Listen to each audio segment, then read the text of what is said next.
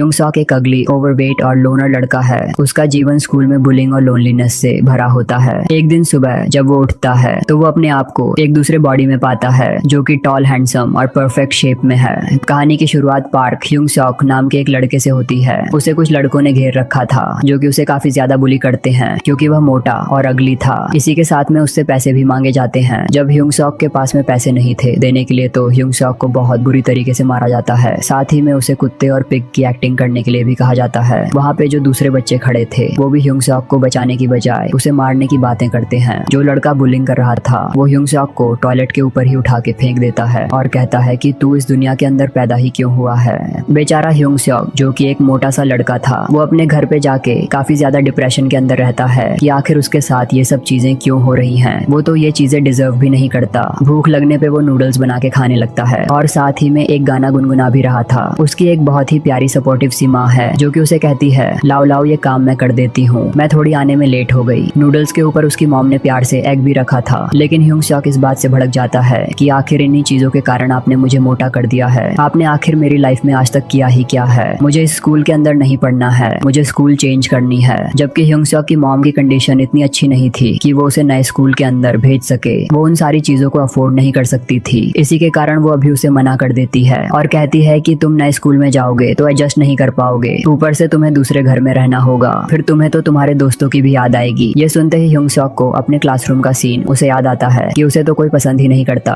बल्कि सब तो उसे बुली करते हैं। वो अपनी मॉम के ऊपर और ज्यादा भड़क जाता है और दीवार पे जोर से पंच मार के कहता है कि आपने आखिर मेरी लाइफ में मेरे लिए कुछ भी नहीं किया है। अपनी सारी फ्रस्ट्रेशन निकालने के बाद वो कमरे में सोने के लिए चला जाता है। अगले दिन स्कूल जाने पे वो एक लड़की से टकरा के नीचे गिर जाता है, जबकि गलती उस लड़की की थी क्योंकि उसका ध्यान फोन के अंदर था। बस फिर तो क्या, बेचारे युंग सॉक को फुटबॉल के ग्राउंड में ले आया जाता है और उसके बाद शर्त लगाई जाती है कि कौन मिलके उसके चेहरे पे एकदम सही किक लगाएगा। जो भी सही किक लगाएगा फेस पे वो पैसे जीत जाएगा। जिस लड़के ने पहले युंग सॉक को मारा था उसके किक से युंग सॉक बच जाता है। इस चक्कर में वो भड़क जाता है और दूसरा लड़का युंग सॉक के बिल्कुल फेस पे मारता है। युंग सॉक बहुत बुरी तरीके से गिरता है और उसके बाद में वो बड़ा सा बल्कि लड़का आता है और कहता है कि आखिर तू मेरे शॉट से बचा कैसे, अब तो तुझे मुझसे पिटना ही होगा। और वो युंग सॉक के पेट में बहुत जबरदस्त वाला पंच मारता है। युंग सॉक नीचे गिर जाता है। उसके अंदर हिम्मत तक भी नहीं थी उठने की। उसकी माँ अचानक वहाँ आ जाती है और उस लड़के के सामने खड़ी हो जाती है। सारे बच्चों को तो लगता है कि युंग सॉक तो अपनी मॉम से कंप्लेंट करके आया है, इसी के कारण उसकी मॉम यहाँ पे पहुंच गई। युंग सॉक की मॉम उस बड़े से लड़के को डांटती है कि तुम्हें शर्म नहीं आती कि आखिर तुम मेरे बेटे के साथ क्या कर रहे हो।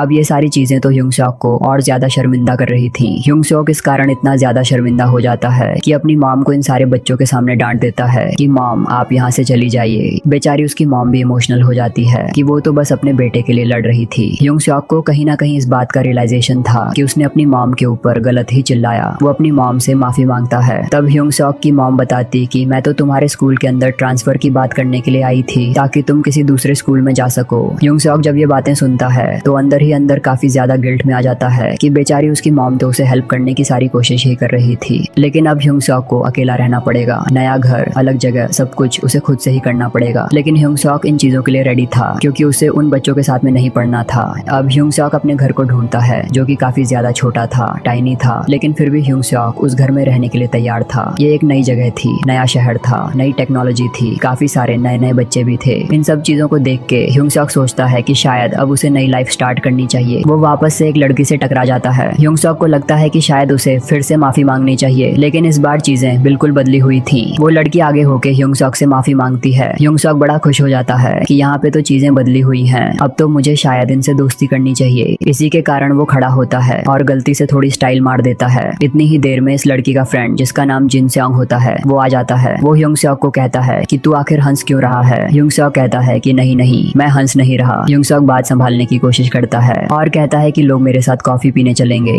जिसके बाद तो जिन स्योंग को भयंकर गुस्सा आ जाता है और वो युंग सॉक को फिर से बहुत बुरी तरीके से मारता है। इतनी बुरी तरीके से कि उसके नाक से खून निकलने लग जाता है। इस चीज की वीडियो सब लोग बना लेते हैं और ऊपर से वायरल भी हो जाती है कि देखो कैसा मोटा सा भद्दा लड़का पिट रहा है। अगर ये स्कूल के अंदर आ जाए तो इसके तो पिट पिट के बीन बैग बना देना चाहिए। युंग सॉक घर पे आके वही सारी चीजें देखता है कि वायरल वीडियो के नीचे कितने कमेंट्स आए हुए हैं, सारे हेट कमेंट्स की उसके लिए लोग कितना गलत सोचते हैं। वो बेचारा युंग सॉक पहले अपने स्कूल से निकल के नए स्कूल में आया था और यहाँ आके भी उसके साथ में यही सारी चीजें हो रही थी। वो कहता है कि मैं भी एक इंसान हूँ, मैं ये सारी चीजें डिजर्व नहीं करता, मैं भी चाहता हूँ कि मेरे दोस्त हो, आखिर इससे अच्छा तो मैं मर ही जाऊँ। हूँ। रात होने पे वो सो जाता है, लेकिन जैसे ही वो रात के अंदर उठता है तो उसे सारी चीजें अलग दिखाई देती हैं, जैसे कि सीलिंग उसके सर से टच हो गई है, बेसन उसे नीचे दिखाई दे रहा है, और जैसे ही वो कांच के अंदर देखता है तो काफी ज्यादा घबरा जाता है कि आखिर ये लड़का कौन है, ये मैं तो हूँ ही नहीं, आखिर मेरी बॉडी को हुआ क्या है। वो अंदर जाता है भागता हुआ, जहाँ पे उसे अपनी असली बॉडी दिखाई देती है जो कि इस वक्त सो रही थी। वो उसे उठाने की कोशिश करता है और इसी वक्त बॉडी यहाँ पे चेंज हो जाती है। जो ह्यूंग सॉक मोटा वाला था वो उठ जाता है और कहता है कि हाँ देखो, आज मैंने कितना अच्छा सपना देखा, जैसा भी था, लेकिन ये सपना बड़ा प्यारा था। मैंने अपने आप को एक हैंडसम हंक के अंदर देखा,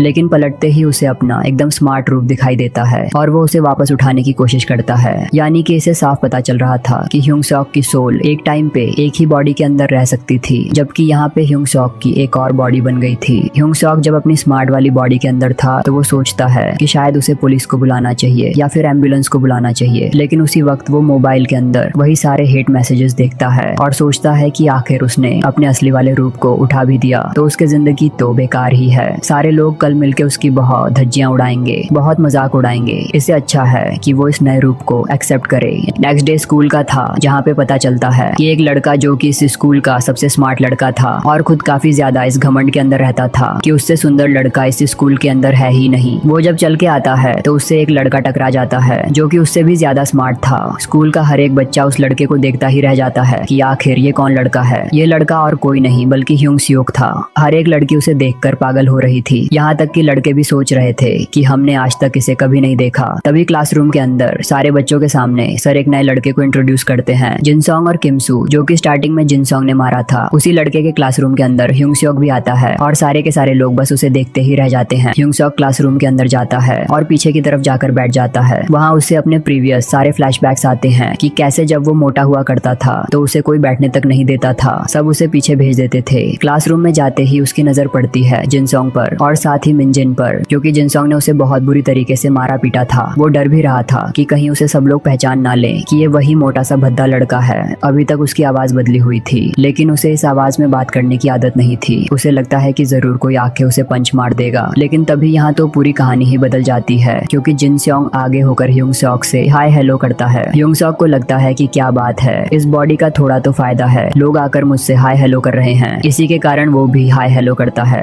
एक लड़की जिसका नाम हलून था, वो फटाफट से मेकअप करके सीधा ह्यूंग सियोक के पास पहुंच जाती है। क्लास की बाकी लड़कियां कहती हैं कि ये लड़की तो बस हमेशा से ही चांस मारने के लिए रेडी रहती है, फिर चाहे कोई भी नया लड़का क्यों ना आए। वो ह्यूंग सियोक के पास जाकर उसे थोड़ा फ्रेंडली होने की कोशिश करती है। अब यहाँ पर जिनसोंग की फ्रेंड जो कि मिनजिन थी और जिसे हमने स्टार्टिंग में भी देखा था, उसके लिए वो परेशान हो रहा था कि मिनजिन भी तो कहीं इस ह्यूंग सियोक यानी कि नए लड़के के लिए सोच तो नहीं रही है, कहीं वो मुझे छोड़ तो नहीं देगी, कहीं वो मुझे धोखा तो नहीं दे देगी ना। इसी के साथ ह्यूंग सियोक अब कैंटीन की तरफ बढ़ता है, जहाँ पर हलून फिर से उसके पास आ जाती है और कहती है कि आखिर तुमने फैशन डिजाइनिंग क्यों चूज की। वो इस हाई स्कूल के बारे में और भी कई सारी चीजें बताती है। यहाँ कुछ बच्चे हैं जो कि रेसलिंग के लिए आए हैं, कुछ बॉक्सिंग के लिए, कुछ डांसिंग के लिए, कुछ सिंगिंग के लिए। तुम्हें आखिर फैशन डिजाइनिंग में क्या इंटरेस्ट आया। ह्यूंग सियोक अपने पास्ट में चला जाता है और वो याद करता है कि उसे फैशन डिजाइनिंग इसलिए दी गई क्योंकि उसके मार्क्स काफी ज्यादा कम थे, बस उसकी अटेंडेंस अच्छी थी, इसी कारण उसे फैशन डिजाइनिंग दी गई ताकि किसी भी कॉलेज में उसका इजीली एडमिशन हो जाए। अब ये सच बात तो बता नहीं सकता था, इसलिए वो हलून को कहता है कि बस मुझे तो बचपन से ही पसंद थी। हलून इस बात पे भी फ्लैट हो जाती है। यहाँ फर्स्ट टाइम ह्यूंग सियोक के साथ ऐसा हुआ था कि किसी ने भी उसे लाइन से धक्का नहीं दिया था और खाना लेने के लिए मना नहीं किया था। इसी कारण वो हलून से कहता है कि हाँ, मुझे कॉलेज तो बड़ा पसंद है। लेकिन हलून को ह्यूंग सियोक की बात समझ नहीं आ रही थी। सामने जिनसोंग भी ह्यूंग सियोक को देखकर काफी ज्यादा जेलस फील कर रहा था कि आखिर सारे लोग इसे देख क्यों रहे हैं। ह्यूंग सियोक अब पार्क में जाकर बैठ जाता है। वहाँ वो एक फैमिली को देखता है जो अपनी बच्ची को चलना सिखा रहे थे। उसे लगता है कि अब उसे इस नई बॉडी में एडजस्ट होना पड़ेगा, इसलिए वो भी चलना शुरू करता है। जैसे ही वो फैमिली ह्यूंग सियोक को देखती है तो वे पागल हो जाते हैं। जो भी ह्यूंग सियोक को देखता उसकी चार्म के आगे फेल हो जाता। ह्यूंग सियोक चलना स्टार्ट करता है और वो फैमिली सोचती है कि ये तो मॉडल है और अपनी वॉक की प्रैक्टिस कर रहा होगा। अचानक ह्यूंग सियोक का पैर ट्विस्ट हो जाता है और वो गिरने वाला था। तभी वो खुद को संभाल लेता है। उसे पता चलता है कि अब वह काफी हल्का और एनर्जेटिक हो गया है। देखते ही देखते वो पार्क में दौड़ने लगता है और पूरे दिन भागता रहता है। नेक्स्ट डे उसे काफी नींद आने लगती है और गलती से क्लासरूम में ही सो जाता है। जब उसकी नींद खुलती है तो वह अपनी पुरानी बॉडी में उठता है और डर जाता है कि शिट, ये तो बहुत बड़ी गड़बड़ हो गई। अगर वह इस बॉडी में जाग गया तो उसे वापस सोना पड़ेगा और दूसरी बॉडी में उठना पड़ेगा। लेकिन पुरानी बॉडी तो पूरे दिन सोती रही थी, इसलिए उसे नींद नहीं आती। तभी पता चलता है कि क्लासरूम में हलून ने आकर ह्यूंग सियोक को जगा दिया था। इसका मतलब था कि अगर किसी ने गुड लुकिंग बॉडी को जबरदस्ती उठाया तो सोल उस बॉडी में उठ सकती है। फिर सीन दिखाया जाता है कि मोटी बॉडी वाला ह्यूंग सॉक एक जनरल स्टोर में जॉब मांगने के लिए जाता है, लेकिन मैनेजर अच्छे से बिहेव नहीं करता। फिर दिखाया जाता है कि स्मार्ट बॉडी वाला ह्यूंग सॉक रात में उसी स्टोर के बाहर था क्योंकि वहाँ नाइट वैकेंसी खाली थी। वह मैनेजर से जॉब मांगने के लिए जाता है। मैनेजर ह्यूंग सॉक को देखकर फेल हो जाता है और कहता है तुम मेरे स्टोर में काम करना चाहते हो। वह बिना एजुकेशन या रिज्यूम देखे उसे जॉब ऑफर कर देता है कि इतना सुंदर लड़का अगर मेरी शॉप में काम करेगा तो यहाँ हर समय लाइन लगी रहेगी। ह्यूंग सॉक कहता है नहीं, जॉब मुझे नहीं, मेरे फ्रेंड को चाहिए। मैनेजर कहता है ठीक है, उसे भेज देना। लेकिन जब मोटी बॉडी वाला ह्यूंग सॉक जाता है तो मैनेजर उसे जॉब देने से मना कर देता है और कहता है हम स्टूडेंट्स को नहीं रखते। ह्यूंग सॉक कहता है लेकिन आपने तो कल मेरे दोस्त को कहा था। मैनेजर कहता है मैंने तुम्हारे दोस्त को देखकर हाँ कहा था, तुम्हें देखकर थोड़े ही। मैनेजर कहता है वैसे भी हमारे स्टोर पर सिर्फ सिगरेट्स बिकती हैं, तुम्हें तो उनके नाम भी नहीं पता होंगे। तभी ह्यूंग सॉक एक एक करके 20 सिगरेट्स के नाम ले देता है। उसे याद आता है कि पुराने स्कूल में उसे सिगरेट लाने के लिए भेजा जाता था, इसलिए उसे सभी सिगरेट्स के नाम पता थे। मैनेजर सोचता है चलो ठीक है, इस लड़के को काम पर रख लेते हैं, लेकिन वह पूछता है तुम रात में सो तो नहीं जाओगे ना। ह्यूंग सॉक मन ही मन हंसने लगता है क्योंकि दिन भर वह मोटी बॉडी में सोता रहता है तो रात में उसे नींद नहीं आएगी। मैनेजर वहाँ से चला जाता है और पूरी शॉप ह्यूंग सॉक को सौंप देता है। रात में ह्यूंग सॉक बड़ा खुश था कि फाइनली उसकी जॉब लग गई है। पार्ट टाइम जॉब करने से शायद उसे अच्छे पैसे मिल जाएंगे और वह यहाँ अच्छे से सरवाइव कर पाएगा। साथ ही वह अपनी बॉडी के बारे में लिखता है कि अब तक उसे ये पता चला है कि उसकी सोल एक टाइम में एक बॉडी में ही रह सकती है। अगर मोटी बॉडी सोती रहती है तो स्मार्ट बॉडी एक्टिव हो जाती है और अगर स्मार्ट बॉडी थक जाती है तो मोटी बॉडी उठ जाती है। मोटी बॉडी को जबरदस्ती नहीं उठाया जा सकता है, लेकिन स्मार्ट बॉडी को जबरदस्ती उठाया जा सकता है। ह्यूंग सॉक अपनी नई बॉडी के बारे में नोट्स लिख ही रहा था कि तभी 3 लड़के दुकान के अंदर आ जाते हैं और सिगरेट मांगते हैं। यहाँ के नियम के मुताबिक अंडर एज लोगों को केवल आईडी देखने के बाद ही सिगरेट दी जा सकती है। ह्यूंग सॉक उन लड़कों से आईडी मांगता है, लेकिन उनके पास गलत आईडी थी, इसलिए ह्यूंग सॉक सिगरेट देने से मना कर देता है। इसी बीच जिन सॉन्ग आ जाता है और ह्यूंग सॉक को देखकर पहचान जाता है। जिन सॉन्ग को याद आता है कि उसने पहले ह्यूंग सॉक को बहुत बुरी तरह पीटा था। जब जिन सॉन्ग बैच पर यूसुफ का नाम देखता है तो उसे याद आता है कि उसकी क्लास में एक यूसुफ है, लेकिन उनमें फर्क है। जिन सॉन्ग स्टोर से कई चीजें उठा लेता है और ह्यूंग सॉक को कहता है मैंने तुम्हें माफ किया, लेकिन ये बिल तुम भरना होगा और मैं जा रहा हूँ। ह्यूंग सॉक उसे रोकता है और कहता है कृपया ऐसा मत करो, मेरी अभी जॉब लगी है, मेरे मैनेजर मुझे निकाल देंगे। जिन सॉन्ग को गुस्सा आता है और वो ह्यूंग सॉक को बुरी तरह मारता है, इतना बुरी तरह कि ह्यूंग सॉक के कपड़े उतार देता है और उसकी न्यूड पिक्चर वायरल कर देता है। जिन सॉन्ग धमकी देता है अगर तुमने कुछ भी किया तो ये तस्वीरें सबके फोन में दिखेंगी। ह्यूंग सॉक फिर से बुरी तरह पिट चुका था और उसे अपने पुराने दिनों की याद आती है जब वह हमेशा पीटा जाता था। इसी वक्त उसकी माँ का कॉल आता है। ह्यूंग सॉक पीटने के बाद बात करने के मूड में नहीं था, लेकिन अपनी माँ से पूछता है आपने क्यों कॉल किया। हमें पता चलता है कि उसकी माँ रात के शिफ्ट में काम करती है ताकि अतिरिक्त पैसे कमा सके। वह बस ये पूछती है क्या तुम्हारा स्कूल में मन लग रहा है। जैसे ही उसकी माँ को कोई ग्राहक मिलता है वह फोन काट देती है। नेक्स्ट डे ह्यूंग सॉक स्कूल में वापस जाता है। हलून उसे अपने पास बुलाती है और कहती है चलो मैं तुम्हें एक मजेदार चीज दिखाती हूँ। वहाँ जिन सॉन्ग, हलून और बाकी बच्चे जिन्होंने कल ह्यूंग सॉक को मारा था एक साथ बैठकर मजाक उड़ा रहे थे। वे कह रहे थे कल एक मोटा लड़का जिसे हमने पहले भी मारा था उसे फिर से मारा, देखो इन तस्वीरों को, तुम हंसते रहोगे। ह्यूंग सॉक जो अपनी अच्छी वाली बॉडी में खड़ा था ये सब सुनकर हैरान हो जाता है। वह सोचता है कि ये लोग कितनी बुरी तरह मजाक उड़ा रहे हैं, जबकि इन्हें पता ही नहीं कि जिस बारे में ये मजाक कर रहे हैं वह खुद उनके सामने खड़ा है। बच्चे कहते हैं ये लड़का बिल्कुल सुअर जैसा है, इसके माता पिता भी ऐसे ही दिखते होंगे, इसे पैदा ही नहीं होना चाहिए था। जब ह्यूंग सॉक अपनी माँ का नाम सुनता है तो वह उन लड़कों से कहता है तुम गलत कर रहे हो, तुम्हें उसकी फैमिली को बीच में नहीं लाना चाहिए। इसी बीच जिन सॉन्ग खड़ा हो जाता है और कहता है तुम्हें क्या प्रॉब्लम है अगर हम उसकी माँ के बारे में कुछ कह रहे हैं। ह्यूंग सॉक को लगता है कि अब वह और भी बुरी तरह पीटेगा। जिन सॉन्ग एक अच्छा रेसलर है और उसके पंच से आज तक कोई नहीं बचा है। तभी एक ब्लॉन्ड हेयर वाला स्मार्ट लड़का आता है जिसका नाम हाजियो है। जीहो जिन सॉन्ग को रोकता है और कहता है देखो इस लड़के की कोई गलती नहीं है, तुम इसे मत मारो। ये पहली बार था जब ह्यूंग सॉक को किसी ने पिटने से बचाया। जिन सॉन्ग फिर भी कहता है जीहो तुम हट जाओ नहीं तो तुम भी पिटोगे। जीहो हट जाता है और जिन सॉन्ग का पंच ह्यूंग सॉक के सामने आने वाला था। ह्यूंग सॉक सोचता है कि वो बचपन से ही पिटता आया है और उसे हर पंच का पता है, इसी वजह से वो जिन सॉन्ग के पंच से बच जाता है। यह देखकर पूरा स्कूल हैरान रह जाता है कि ह्यूंग सॉक ने जिन सॉन्ग के पंच से कैसे बचा लिया। जिन सॉन्ग अब और गुस्से में आ जाता है और कई पंच मारने लगता है, लेकिन ह्यूंग सॉक को एक भी पंच नहीं लगता। जिन सॉन्ग सोचने लगता है ये तो खुद भी एक चैंपियन है, अब इसे सबक सिखाना पड़ेगा। लेकिन ह्यूंग सॉक एक भी पंच नहीं खाता। जब एक आखिरी पंच ह्यूंग सॉक पर पड़ने वाला था वो उसे रोक देता है। जिन सॉन्ग चौंक जाता है कि आज तक किसी ने भी उसे नहीं पकड़ा। ह्यूंग सॉक को अपने पुराने दिन याद आते हैं जब एक लड़के ने उसे जोर से मारा था। उसी गुस्से में वो जिन सॉन्ग को जोर से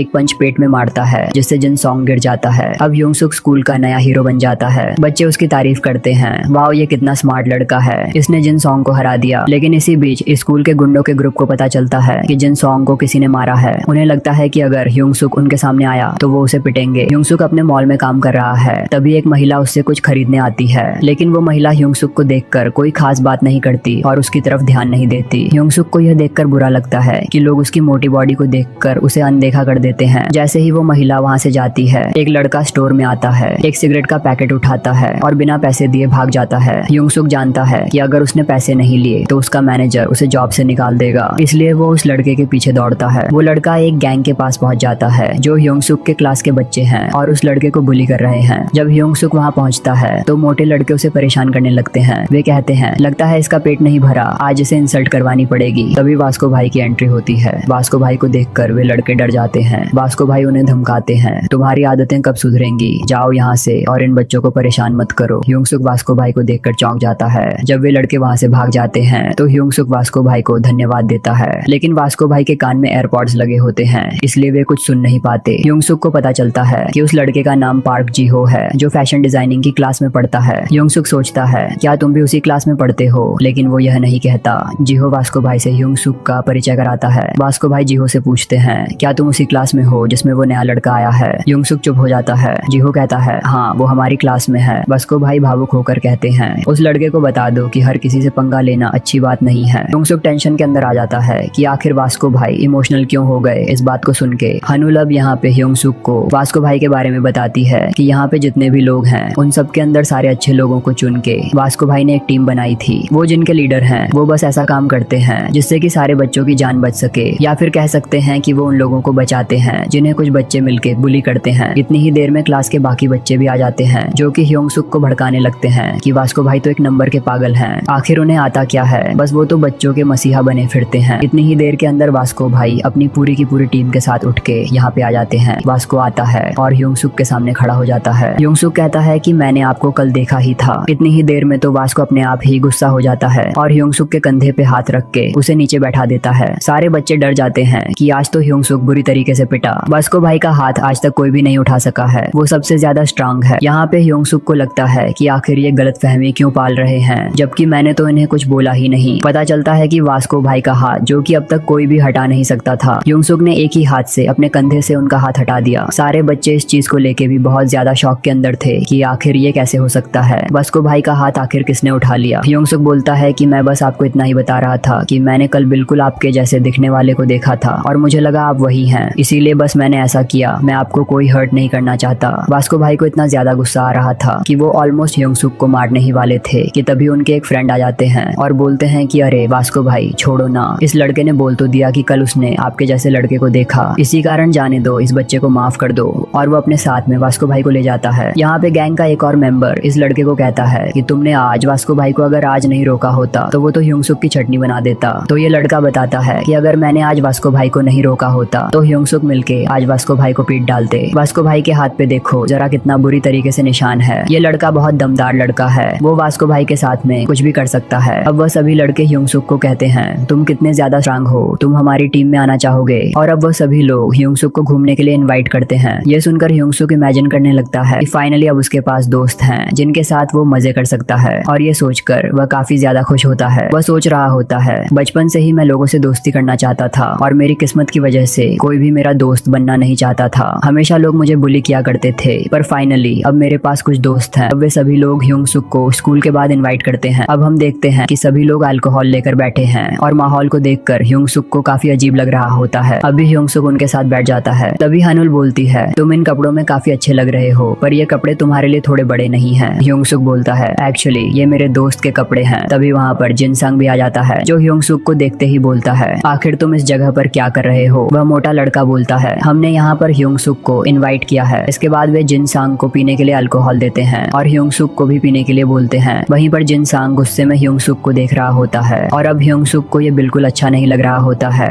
तभी एक मोटा लड़का बोलता है परेशान होने की कोई जरूरत नहीं, तुम इसे पी सकते हो और अगर इसे पीने के बाद तुम बेहोश हो गए तो हम तुम्हें तुम्हारे घर पहुंचा देंगे। अब सभी लोग उससे उसके दोस्त के बारे में पूछने लगते हैं। वह बताता है वो पहले हाई स्कूल में था पर अब उसने स्कूल जाना छोड़ दिया है और अब पार्ट टाइम जॉब कर रहा है। वो पूरी रात काम करता है और दिन भर सोता है, तो मैं तुम लोगों को अपने घर लेकर नहीं जा सकता। यह सुनकर सभी सोचने लगते हैं कि जिसने स्कूल छोड़ दिया है और पार्ट टाइम जॉब कर रहा है, वो देखने में कैसा होगा। और इस बारे में इमेजिन करके वे लोग काफी ज्यादा डर जाते हैं। वहीं जिनसंग ह्योंग-सुक को अपने सामने देखकर काफी गुस्से में होता है, जिसके बाद में ह्योंग-सुक जिनसंग को भी कहता है कि मिसुन यहाँ पर नहीं आई। इस बात को सुनकर जिनसंग काफी गुस्से में आ जाता है और ह्योंग-सुक बात को सही करने की कोशिश करता है। नहीं, मैंने तो बस इसलिए पूछा क्योंकि वो यहाँ पर आई नहीं। तुम दोनों साथ में बहुत अच्छे लगते हो, शायद तुम दोनों डेट कर रहे हो ना। पहले तो सबको लगता है कि जिनसंग अब फाइट करने लगेगा, लेकिन जिनसंग ने इतनी ज्यादा पी रखी थी कि वो फाइट करने के बजाय ह्योंग-सुक के पास में आकर बैठ जाता है और हंसते हुए कहता है, अरे नहीं नहीं, ऐसा कुछ नहीं है हमारे बीच में। फिर हानुल भी क्लियर करती है, ये दोनों डेट नहीं कर रहे हैं, सिर्फ जिनसंग ही मिसुन को पसंद करता है। लेकिन मिसुन ने अभी तक अपना जवाब नहीं दिया है। जिसके बाद ह्योंग-सुक जिनसंग से माफी मांगता है, उस दिन मुझे तुम पर हाथ नहीं उठाना चाहिए था। जिनसंग भी अच्छी तरीके से बात करता है, नहीं यार, मुझे तो मार खाने की आदत है, अब कोई बात नहीं, हो गया सो हो गया। फिर मोटे वाले लड़के कल की घटना के बारे में बताते हैं कि कैसे कल रात को उन्हें हनसुक मिला था, वही पुराना मोटा वाला लड़का, और उन्होंने जीहो को सिगरेट लाने के लिए भेजा था। लेकिन वास्को ने आकर सारा काम बिगाड़ दिया और सारा मूड खराब कर दिया। मोटे लड़के पिक्चर्स दिखाने वाले थे, लेकिन ह्योंग-सुक को बहुत ज्यादा गुस्सा आ जाता है और वो खड़ा हो जाता है क्योंकि वो नहीं चाहता था कि उसकी पिक्चर किसी और को दिखाई जाए। इसी कारण वो एक दोस्त का फोन तोड़ देता है और कहता है, आज के बाद कोई भी ऐसा नहीं करेगा, उस लड़के को कोई भी कुछ नहीं कहेगा। सारे लोग सोच में पड़ जाते हैं कि आखिर ह्योंग-सुक को हुआ क्या है। ह्योंग-सुक कुछ और बोल पाता, इससे पहले ही पता चला कि उसने थोड़ी बहुत ड्रिंक कर ली थी और वो चक्कर खाकर नीचे गिर जाता है। जब वो अपनी बॉडी में उठता है तो वो अपनी मोटी वाली बॉडी में होता है और टेंशन में आ जाता है। अब वो उठने की बहुत कोशिश करता है, लेकिन वो उठ नहीं पाता है। अगर वो उठता भी है तो वो किसी ऐसे सपने में होता है जिसमें उसके पुराने स्कूल के बुली वाले लड़के और उसकी मॉम होती है। वो फुल स्पीड से भागता है कि कहीं ऐसा न हो कि उसकी स्मार्ट वाली बॉडी गायब हो जाए और सारे बच्चे मिलकर बुरी तरह से डर जाएं। लेकिन ऐसा नहीं होता, ह्योंग-सुक की बॉडी गायब नहीं होती, बल्कि वहीं पर बेहोश थी। सारे बच्चे डर जाते हैं, हमें इसे पिलानी ही नहीं चाहिए थी, ये तो बेहोश हो गया। इसी वक्त ह्योंग-सुक वहाँ पहुँच जाता है। सारे बच्चे पूछते हैं, तू यहाँ पर कैसे आया? ह्योंग-सुक बोलता है, ये मेरा दोस्त है, मैं इसे अपने साथ ले जाने के लिए आया हूँ। सारे बच्चे कहते हैं, अच्छा, ये तेरा ही नाम ले रहा था, क्या तू ही इसके साथ रहता है? ह्योंग-सुक कहता है, नहीं, ये मेरे साथ नहीं रहता, बल्कि इसके रूममेट ने मुझे भेजा है इसे लाने के लिए। सारे बच्चे फिर से डर जाते हैं, जरूर इसका रूममेट बहुत हट्टा कट्टा होगा, अगर इसे कुछ हो गया तो वो हमें बहुत बुरी तरह से मारेगा। जिसके बाद ह्योंग-सुक अपनी अच्छी वाली बॉडी को उठाकर वहाँ से ले जाने लगता है। बाहर आते ही सारे बच्चों के सामने एक गेम होता है जहाँ पर पंच करना था। जिनसंग को अपना एक पंच आजमाना था, इसी के कारण वो सबसे पहले ह्योंग-सुक को पंच मारना सिखाता है। आखिर पैर को कैसे पीछे लेकर हाथों की पोजीशन को रखना है। ह्योंग-सुक पूछता है, आखिर तुम ये सब मुझे क्यों सिखा रहे हो? जिनसंग बोलता है, देखो, मुझे उस दिन तुम्हें मारने में कोई मजा नहीं आया था, तुम बस थोड़े हट्टे कट्टे बनो ताकि कोई भी तुम्हें आकर मार पीट के ना चला जाए। उसके बाद जिनसंग एक बहुत ही गजब का शॉट लगाता है, इतना शानदार पंच मारता है कि एक नया रिकॉर्ड सेट हो जाता है। लेकिन उसके बाद वो उल्टी भी करना शुरू कर देता है क्योंकि उसने बहुत ज्यादा पी रखी थी। अब सब वहाँ से चले जाते हैं। ह्योंग-सुक अपनी बॉडी को लेकर खड़ा होता है। वो कोशिश करता है कि जैसा जिनसंग ने उसे पंच करना सिखाया था, एक बार उसे जरूर पंच करना चाहिए। वो फुल स्पीड से बहुत पावर से पंच करता है, लेकिन वो बैग को टच भी नहीं कर पाता है। उसे लगता है कि शायद अब यहाँ से भाग जाना चाहिए। ये सारी चीजें वास्को बहुत दूर से खड़ा होकर देख रहा था और उसके बाद वास्को भी वहाँ पर पहुंच जाता है। लेकिन वास्को एक चीज नोटिस करता है कि जब उस मोटे लड़के ने पंच मारा तो उसका शायद हल्का सा स्पर्श बैग के ऊपर हुआ और इस चक्कर में वो बैग फट गया, यानी कि ये मोटा लड़का भी अच्छा खासा स्ट्रॉन्ग है। जिसके बाद वास्को भाई अपने पंच की पावर दिखाते हैं और एक नया रिकॉर्ड सेट कर देते हैं। सारे गैंग वाले उसकी तारीफ कर रहे थे कि वास्को भाई, आपसे ज्यादा स्ट्रॉन्ग कोई है ही नहीं। नेक्स्ट डे अब ह्योंग-सुक स्कूल आता है और उसे अपना प्रीवियस डे याद आता है कि कैसे जब उसका नशा उतरा था तब जाकर उसकी नई वाली बॉडी उठी थी। स्कूल के अंदर आते ही वो सबसे पहले जीहो से मिलता है, क्योंकि लास्ट टाइम जब वो जीहो से मिला था तो अपनी पुरानी बॉडी में मिला था। इसी के कारण वो जीहो से कहता है, तुम कल स्कूल क्यों नहीं आए थे? जीहो कहता है, हाँ, मुझे थोड़ा काम था, इसी कारण मैं नहीं आया। जीहो भी सोच में पड़ जाता है कि आखिर ह्योंग-सुक उससे क्यों बात कर रहा है। वो दोनों तो पहली बार ही मिले हैं और साथ ही में ह्योंग-सुक जीहो से फ्रेंडशिप करने के लिए भी कहता है, आज के बाद क्या हम दोस्त बन सकते हैं? सारे बच्चे सोच में पड़ जाते हैं कि आखिर जीहो, जो कि इतना लूजर बच्चा है, ह्योंग-सुक उससे जाकर क्यों बात कर रहा है। अब हमें दिखाया जाता है कि ह्योंग-सुक की मोटी बॉडी अपने घर में सो रही होती है। तभी उसकी मॉम आती है और उसे सोया हुआ देखकर परेशान हो जाती है और सोचने लगती है, आखिर ह्योंग-सुक आज स्कूल क्यों नहीं गया। अब ह्योंग-सुक की न्यू बॉडी वापस अपने घर आती है। दरवाजे के अंदर एंटर करते ही उसे अपनी मॉम दिखाई देती है। उसके मुंह से मॉम ही निकलता है, लेकिन उसकी मॉम अपने बेटे को पहचान ही नहीं पाती है क्योंकि उसका बेटा तो उसके बिल्कुल सामने सो रहा था। यह स्मार्ट सा लड़का तो उसका बेटा हो ही नहीं सकता। ह्योंग-सुक को अपनी सच्चाई छुपानी पड़ती है। वह कहता है, मैं तो बस इसका दोस्त हूँ। उसकी मॉम कहती है, रुको रुको, मैं अपने बेटे को उठाती हूँ, तुम उसके दोस्त हो और मिलने के लिए आए हो। तो ह्योंग-सुक तुरंत मना करता है, अरे नहीं, आप उसे मत उठाइए। इसके बाद दोनों बातचीत शुरू करते हैं। ह्योंग-सुक की मॉम पूछती हैं, क्या तुम दोनों इसी घर में रहते हो? ये घर तो बहुत छोटा है, कैसे रह पाते हो? ह्यूंग सॉक बताता है, फिलहाल हम दोनों मैनेज कर लेते हैं, और वैसे भी ह्यूंग सॉक इसलिए सो रहा है क्योंकि वो नाइट में जॉब करता है। ये सुनकर ह्यूंग सॉक की मॉम कहती है, वो नाइट में जॉब करता है, मेरा बेटा कितना बड़ा हो गया है, यहाँ आने के बाद कितना दुबला भी हो गया है, मुझे देख के ही पता चल रहा है कि वो कितनी मेहनत करता होगा। ह्यूंग सॉक को कहती है,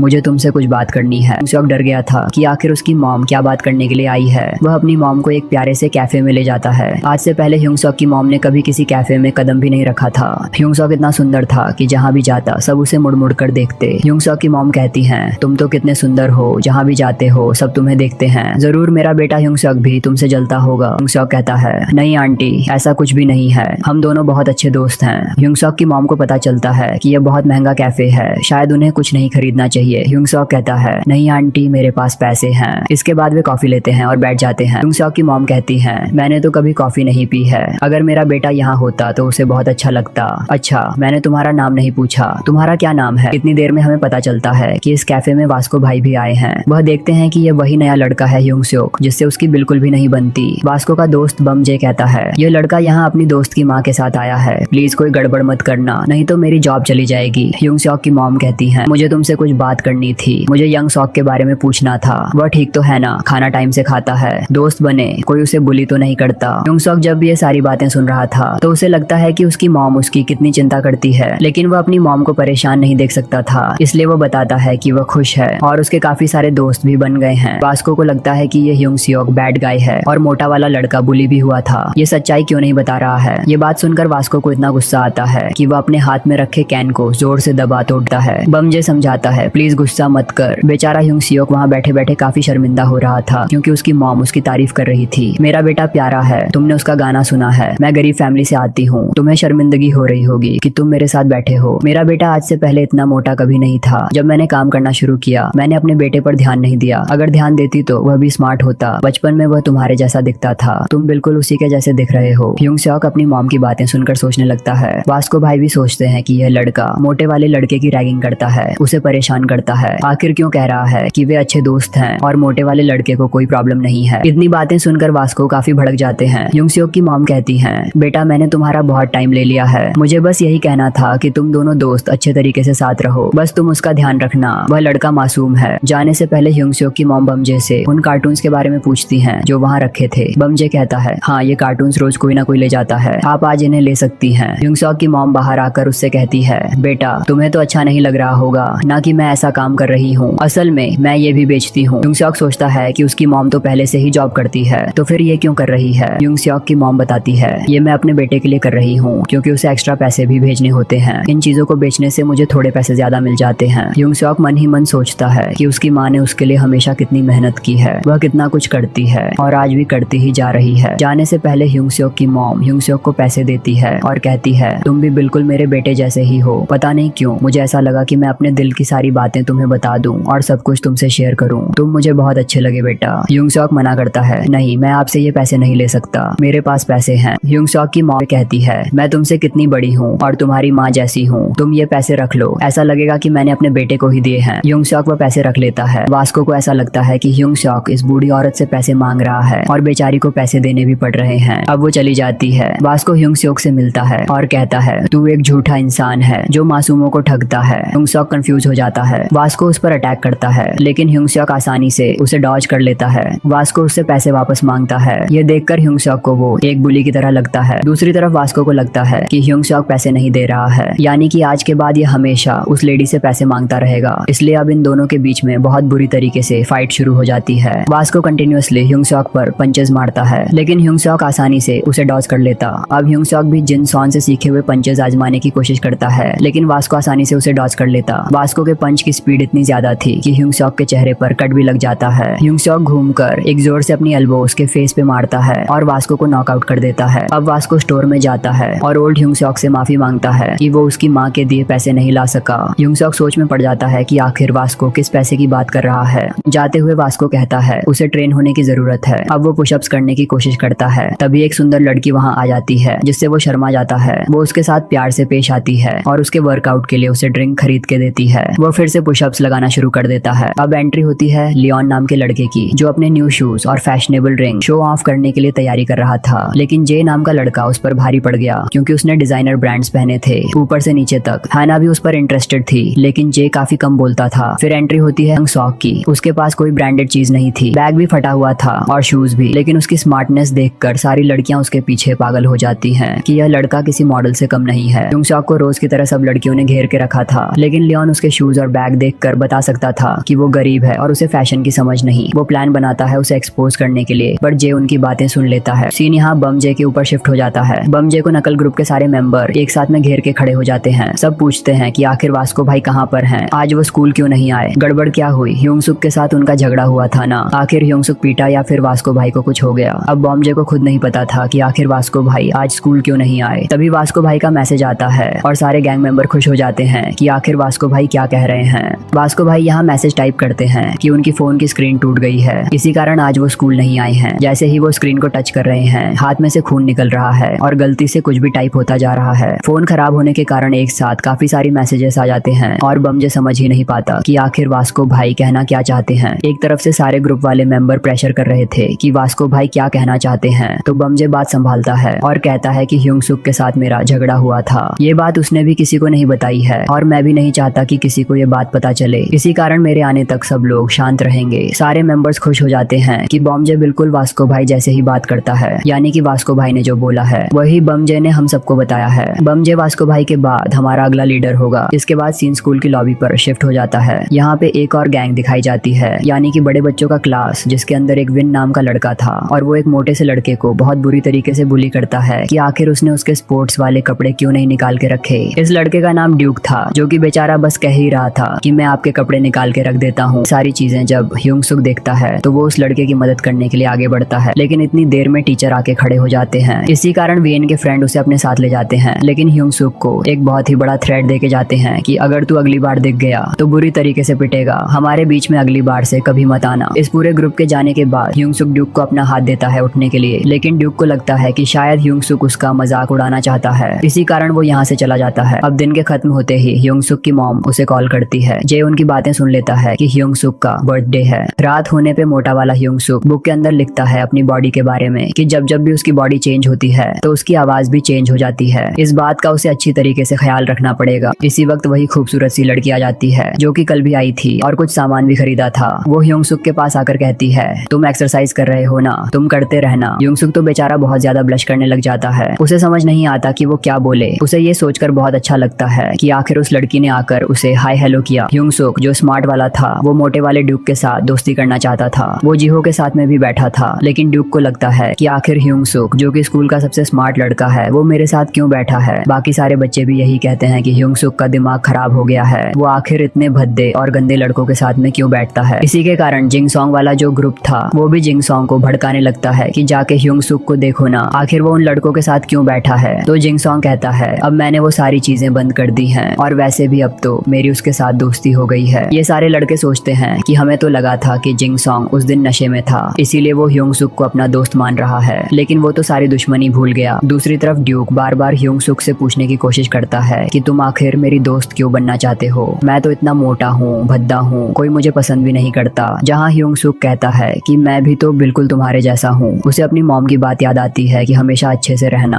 अपने जैसे लोगों के साथ में ही रहना। ड्यूक को लगता है कि ये बस मेरा मजाक उड़ाना चाहता है और मैं तो इसके जैसे बिल्कुल भी नहीं दिखता। ह्योंगसुक कहता है कि ऐसा कुछ भी नहीं है, मैं भी एक गरीब फैमिली से ही बिलोंग करता हूँ, मेरे पास में भी अच्छी चीजें नहीं है। अब अगले सीन में जे ह्योंगसुक को गिफ्ट में एक बैग देता है जिसके ऊपर हैप्पी बर्थडे लिखा है। वो बैग कपड़ों से भरा पड़ा है। ह्योंगसुक कहता है कि मैं इसे नहीं ले सकता, ये काफी ज्यादा महंगी है। जे कहता है कि अगर तुम नहीं लोगे तो मैं इसे वैसे भी फेंकने वाला हूँ। तभी ह्योंगसुक कहता है कि अगर तुम फेंकने वाले हो तो फिर मैं ये चीजें ले लूंगा।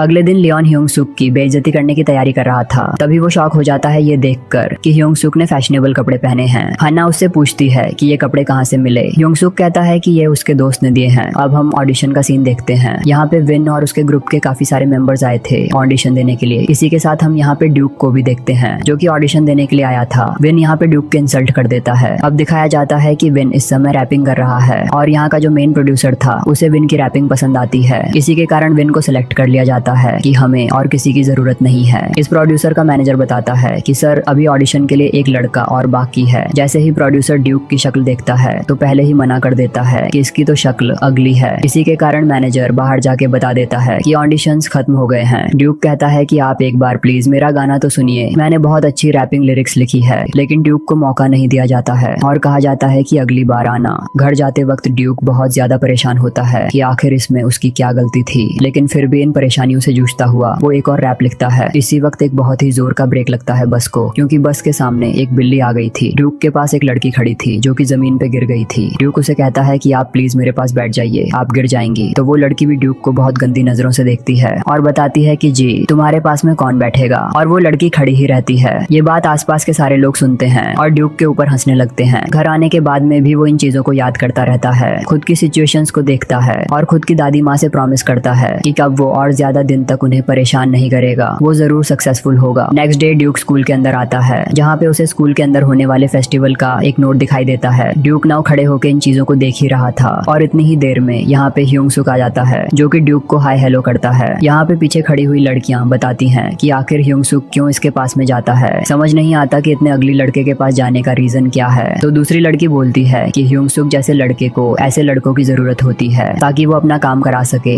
ये सारी बातें ड्यूक सुन लेता है और उसके बाद में ह्यूंग सुक के ऊपर गुस्सा करने लगता है कि तुम जैसा दिखने की कोशिश करते हो वैसा मेरे सामने मत बना करो, मैं आखिर तुम्हारे किसी काम का नहीं हूँ, मुझसे दूर रहा करो। ड्यूक कमरे में आके अभी भी अपने रैप लिख ही रहा था। इसी वक्त वाइन आ जाता है और उसकी नोटबुक को जमीन पे फेंक देता है। ड्यूक अपनी नोटबुक को लेने की कोशिश भी करता है, लेकिन वेन उसे बहुत गंदा गंदा बोलता है, लेकिन फिर भी ड्यूक बुरा नहीं मानता है। इवनिंग होने पे जब स्कूल की छुट्टी हो जाती है तो उसके बाद में वो उसी फेस्टिवल के नीचे लगा हुआ एक एप्लीकेशन फॉर्म को ले लेता है, क्योंकि उसे इस फेस्टिवल के अंदर परफॉर्म करना था और खुद को प्रूफ करना था। जब वो अपने घर की तरफ जा रहा था तो वो अपनी दादी को देखता है। उसकी दादी एक फूड स्टॉल लगाती है, तो उसकी दादी पूछती है ड्यूक से कि बेटा तुम तो भूखे होंगे, चलो तुम कुछ खा लो। लेकिन ड्यूक का मन नहीं था। इसी वक्त यहाँ पे वाइन पहुंच जाता है, जो कि ड्यूक को मारने ही वाला था, लेकिन तभी उसे दिखाई देता है कि एक सामने लेडी खड़ी है। ड्यूक की दादी इतने सारे लड़कों को देख के कहती है क्या ये तुम्हारे दोस्त हैं, ये सब तुम्हारी क्लास में पढ़ते हैं, आओ बेटा तुम लोग बैठो, तुम लोग थक गए होंगे, यहाँ पे बैठ के कुछ खा लो। वेन और उसके दोस्तों को तो लगता है आज तो लॉटरी लग गई ड्यूक के चक्कर में, ये भर भर के यहाँ का सारा खाना खा जाते हैं। ड्यूक को गुस्सा आ रहा था क्योंकि उस खाने की वजह से तो उनका घर चलता था, उसे पैसे मिलते थे और ये तीनों फ्री में खा गए। दादी इतनी इनोसेंट थी कि वे इन तीनों के लिए घर के लिए भी खाना पैक करती हैं।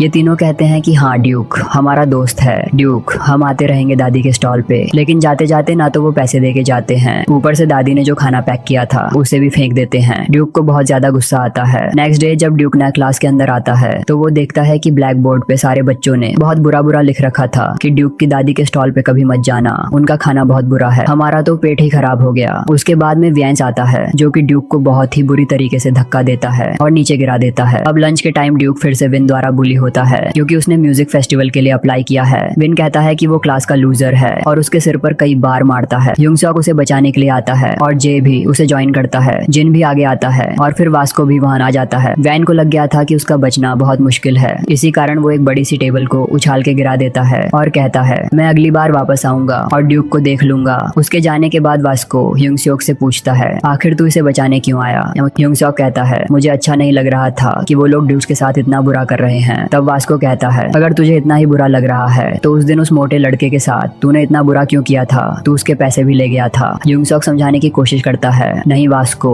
ऐसा कुछ भी नहीं है, मैंने उस लड़के को परेशान नहीं किया। वास्को कहता है तू झूठ बोल रहा है, अब तू पिटने के लिए तैयार हो जा। वास्को ह्यूंग सॉक से फाइट करने ही वाला था, लेकिन तभी बुम जाए आके वास्को को रोक लेता है और कहता है नहीं भाई आज के लिए छोड़ दो, अभी इसे जाने दो, हम इसे अगली बार देख लेंगे। उसके बाद सारी लड़कियां ह्यूंग सॉक के पास आ जाती हैं और कहती हैं क्या बात है, तुम इतने चार्मिंग हो, इतने प्यारे हो, सबकी हेल्प करते हो। बेचारा ड्यूक नीचे था। ह्यूंग सॉक उसे उठाने की कोशिश करता है लेकिन ड्यूक उसकी हेल्प नहीं लेता। ह्यूंग सॉक देखता है कि कैसे विन ने जाने से पहले ड्यूक के एप्लीकेशन फॉर्म को फाड़ दिया था, इस कारण ह्यूंग सॉक वो फॉर्म उठा लेता है। रात को वो सोचता रहता है कि आखिर उसके साथ भी ये सारी चीजें हुआ करती थी, लेकिन जब से उसकी बॉडी बदली है तब से सारी चीजें बदल गई हैं। अगला सीन ओल्ड ह्यूंग सॉक का था, जहां वो अपने स्टोर के अंदर खड़ा था। उसने ड्यूक के फॉर्म को टेप से चिपका दिया था और सोच रहा था कि अगर उसकी बॉडी नहीं बदली होती तो शायद आज वक्त वैसा ही होता, मैं भी उतना ही कमजोर होता, बस मेरी बॉडी बदल गई है, इसी कारण कोई मुझे बुली नहीं करता। नेक्स्ट डे ह्यूंग सॉक ड्यूक को फॉर्म देने की कोशिश करता है, लेकिन ड्यूक उसके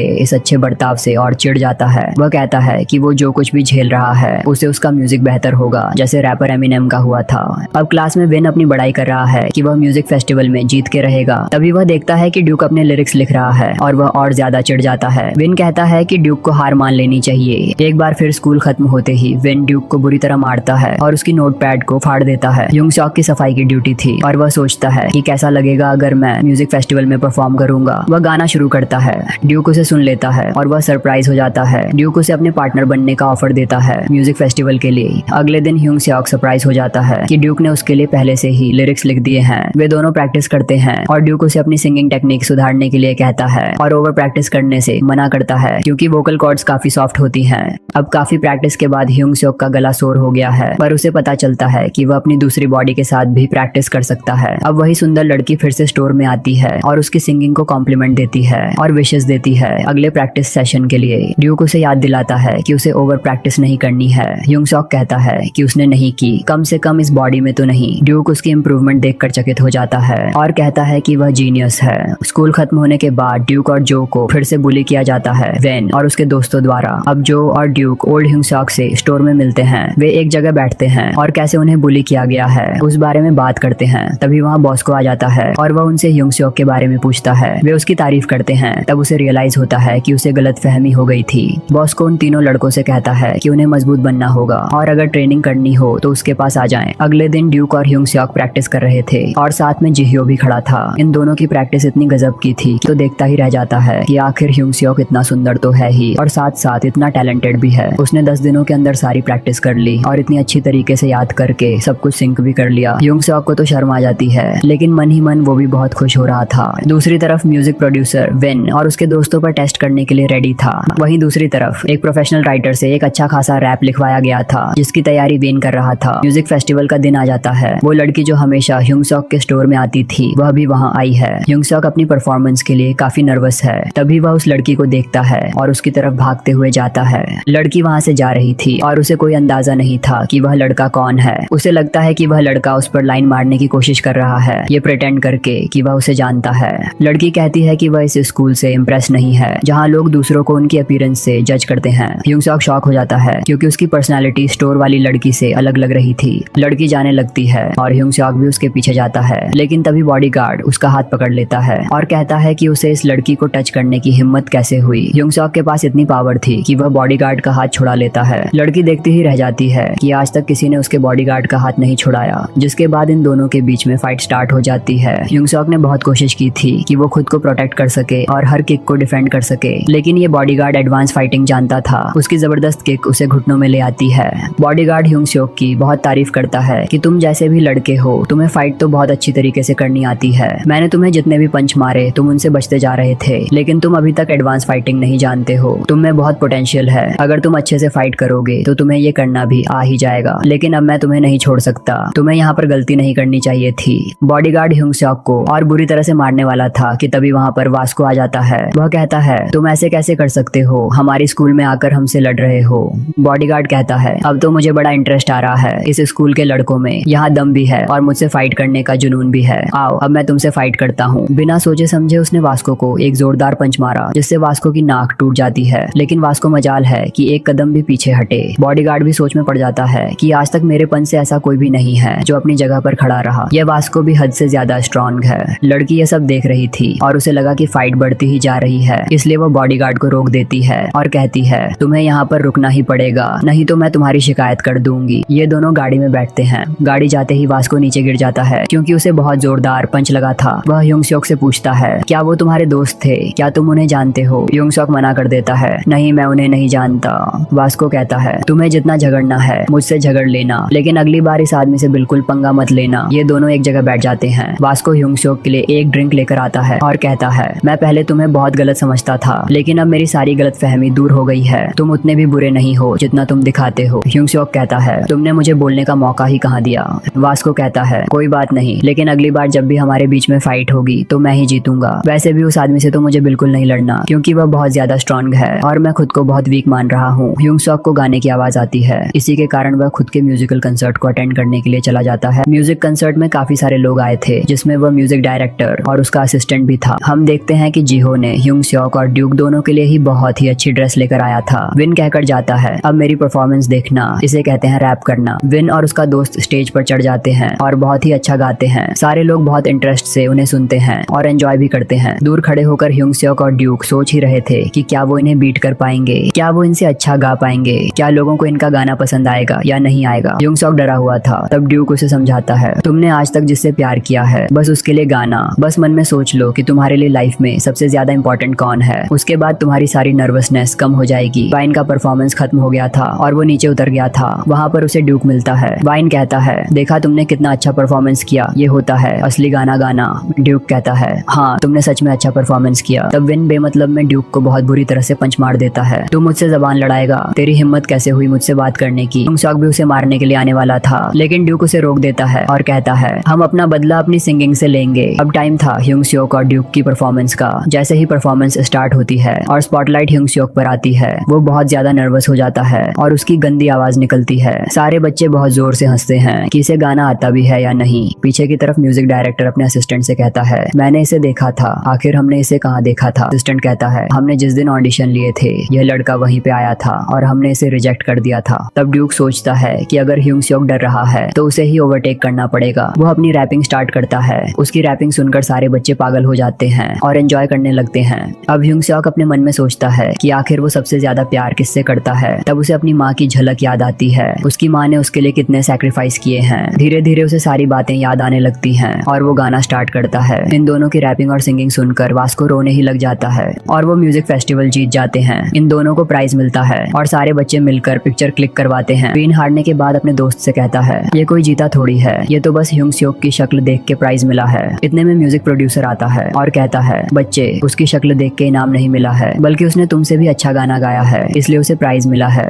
विन और उसका दोस्त कहते हैं, क्या हमारा डेब्यू होगा भी या नहीं। म्यूजिक प्रोड्यूसर कहता है, इसके बारे में मैं सोच के बताऊंगा। म्यूजिक प्रोड्यूसर कहता है कि अब उसे अपना गाना हिट करवाना है। वह यूंग सॉक और ड्यूक के पास जाता है। साथ ही वह अपना पर्सनल विजिटिंग कार्ड भी आगे बढ़ाता है। ड्यूक बहुत खुश हो जाता है कि उसकी रैपिंग देखकर म्यूजिक प्रोड्यूसर उसे ऑफर कर रहा है, लेकिन असल में वो विजिटिंग कार्ड यूंग सॉक के लिए था। यूंग सॉक कहता है, ये तो ड्यूक का हक है। प्रोड्यूसर बोलता है, वो अच्छा है पर उसके पास वो नहीं है जो पीआरओ बनने के लिए चाहिए। यूंग सॉक ऑफर को ठुकरा देता है। वह कहता है, मैं अगर आऊंगा तो ड्यूक के साथ ही, वरना नहीं। ड्यूक इमोशनल हो चुका था। वो ट्रॉफी छोड़कर न्यू लिरिक्स लिखना स्टार्ट कर देता है। उनका परफॉर्मेंस ऑनलाइन शेयर होता है और वो उस स्टोर वाली लड़की के पास पहुंचता है। उसे एहसास होता है कि ये यूंग सॉक वही गाना गा रहा है जो उसने स्टोर में सुना था, लेकिन वो सरप्राइज होती है कि ऐसा कैसे हो सकता है। फिर हम देखते हैं कि उस लड़की के पास भी एक सेकंड बॉडी है यूंग सॉक की तरह। और इसी के साथ ये स्टोरी एंड हो जाती है। कमेंट करके बताएं कि ये वीडियो कैसा लगा और इसी तरह के एक्सप्लेन्ड वीडियो के लिए हमारे